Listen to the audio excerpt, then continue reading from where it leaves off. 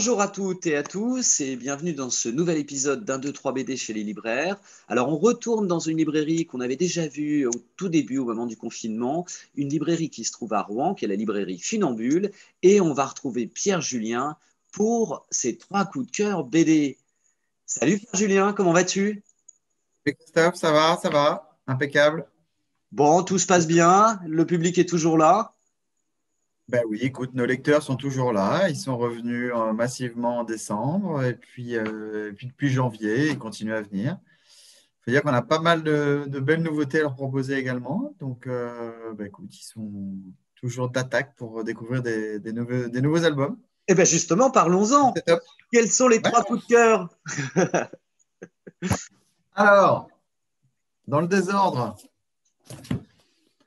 un premier coup de cœur avec le nouveau livre de Nicolas Karamidas, qu'on n'attendait pas du tout sur ce registre, hein. C'est un bouquin plutôt autobiographique qui s'appelle donc Cœur ouvert chez Dupuis. Et là, il revient sur en fait un épisode de sa vie. Nicolas, en fait, à 1 an, il a eu une grosse opération. Enfin, quand il avait 1 an, quand il était tout jeune, il avait une grosse opération à cœur ouvert. Donc, je te parle de 173. Hein, donc, vous ferez les calculs pour savoir quel âge il a. Et, Et donc, c'était une grosse opération à l'époque. Et puis, quasiment 40 ans après, il va avoir. Alors, il vit ça très bien pendant 40 ans. Et puis, 40 ans après, il a une grosse douleur à un moment en faisant du sport. Et le verdict est assez direct. Il doit se refaire opérer, en fait. Il doit repasser sur le billard.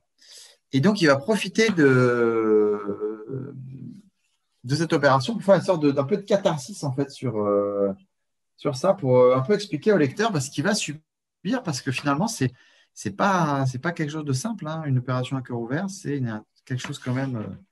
C'est 7 heures sur le billard, c'est Grosse c'est opération, une c'est des opération très douleurs. lourde, bien sûr. Et voilà, donc il nous fait un bouquin quand même avec de l'espoir, avec de l'humour, avec des moments vraiment, vraiment, vraiment intéressants. Donc voilà, premier coup de cœur, à cœur ouvert, récit complet chez Dupuis. Très bien. Alors, ton Le deuxième coup de premier. cœur, ça fait Le partie de mes coups de cœur deuxième, aussi. ouais, un truc complètement. Alors, je passe du tout au tout. Quoique, on est sur l'histoire d'un médecin. C'est sur un air de fado de Nicolas Barral chez Dargaud. Super album. Donc, One Shot également. On est dans la fin des années 60 au Portugal. On connaît moins, en fait, l'histoire du Portugal en France. Et en fait, on parle souvent de Franco, mais on ne parle pas souvent de Salazar, qui était un dictateur qui a sévi pendant plus de 40 ans au Portugal, hein, Mm. qui était quelqu'un d'absolument terrible. Et donc en 68, là où au moment où se passe l'action, Salazar est toujours au pouvoir. Il a toujours des miliciens, il y a toujours voilà, Une qui vont police attaquer les autres. militaire qui est présente et Voilà, police lente. militaire qui est vachement sévère, qui réprime, qui torture, etc. Et donc on suit un jeune médecin de 40 ans qui a l'air un peu à l'écart de tout ça, qui s'est mis un peu des œillères, qui vit sa petite vie. Et puis, on va revenir un peu sur ses jeunes années, 20 ans avant, ses histoires amoureuses, et puis des petites périodes, il essaie quand même d'être un peu révolutionnaire, etc. Donc, on va le suivre sur ces 2 moments de sa vie, sur sa jeunesse et sur la période où on traite l'histoire en 68. Et c'est un récit vraiment, vraiment très beau, assez incroyable, le parcours de ce type, de ce médecin. Il y a des rebondissements auxquels on ne s'attend pas. Enfin, voilà. C'est un très, très bon album de Nicolas Barral.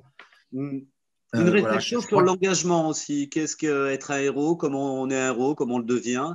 Et finalement, exactement. comme à cœur ouvert, il y a une petite lueur d'espoir à la fin. Tout à fait. Ouais, ouais. On est quand même dans un récit assez optimiste à la fin, même si on part quand même sur quelque chose Sur d'assez du d'assez noir, dur hein. et noir, hein. Mm. Ouais.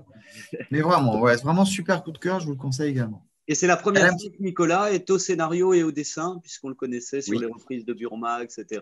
Et vraiment un très très exactement. bel album. Je suis tout à fait d'accord avec ton coup de cœur. Ah ouais, Allez, un Nicolas, on petit le troisième, connaissait. Pierre Ouais. Julien. Alors, je change complètement d'ambiance. On va revenir sur un truc beaucoup plus léger, mais vraiment hyper, hyper agréable, qui est Ma voisine est indonésienne de Emmanuel Lemaire. Emmanuel est un dessinateur rouennais, voilà, de chez nous, un gars Et bien oui, chez un nous. peu de pub pour les locaux. Ah oui. Et il a une nouvelle voisine qui s'appelle Madame Ibu. Et Madame Ibu est indonésienne. Et donc, il va faire connaissance avec elle. Et cette dame, elle est assez rigolote. Elle est traductrice. Elle parle bien le français. Elle est en France depuis quelques temps. Et en fait, le week-end, elle décide d'aller visiter la France. On pourrait penser qu'elle va aller sur les Champs-Élysées, qu'elle va aller visiter les grandes villes. Pas du tout. Elle va aller voir des villes comme Niort, comme Charleville-Mézières, qui à chaque fois vont avoir des liens en fait avec son identité indonésienne. Donc, je ne vous dis pas pourquoi elle va à Niort et pourquoi elle va à Charleville-Mézières. Vous le découvrirez en lisant le bouquin, mais c'est assez étonnant. Et c'est une petite dame vraiment, vraiment marrante, vraiment rigolote. Et du coup, Emmanuel nous dresse un portrait vraiment frais de cette dame. C'est vivant, il y a des différences culturelles qui sont étonnantes comme tout par rapport à nous. Et voilà, c'est un bouquin vraiment frais qui donne envie d'aller toquer chez son voisin, d'aller discuter avec lui, dans ces moments où on est tous masqués, on ne voit pas grand monde, tu vois. Et voilà, on Intéressant, n'a pas trop effectivement, dans cette d'un. période. Je vous conseille vraiment celui-là, ouais, vraiment. On sort un peu des sentiers battus avec ce bouquin. Foncez. Eh ben, on Voilà. invite nos spectateurs à aller se précipiter à la librairie Funambule pour acheter À cœur ouvert, bien sûr sur un air de fado, et puis découvrir Ma voisine est indonésienne. Exactement. Je te remercie beaucoup, et puis à Merci à très toi. bientôt. Et bien, à bientôt. Allez, salut! Salut.